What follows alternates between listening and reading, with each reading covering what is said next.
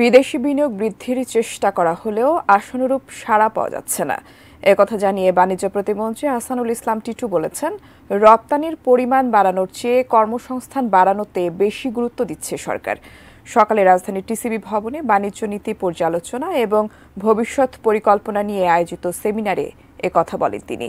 সেমিনারে জাতীয় রাজস্ব বোর্ড এনবিআর এর চেয়ারম্যান আবু হেনা মোহাম্মদ রহমাতুল মুনিম জানান, চামড়া শিল্প খাতে দীর্ঘদিন ধরে সরকারি সহযোগিতা অব্যাহত থাকলেও কমপ্লায়েন্স ইস্যুর কারণে এই খাত পিছিয়ে আছে। বাণিজ্য প্রতিমন্ত্রী জানান, তৈরি পোশাকের মতো চামড়া এবং পাটজাত পণ্যেও সুযোগ সুবিধা দিতে কাজ চলছে। পর্যটন খাতকেও এগিয়ে নেওয়ার কথা বলেন বাণিজ্য প্রতিমন্ত্রী।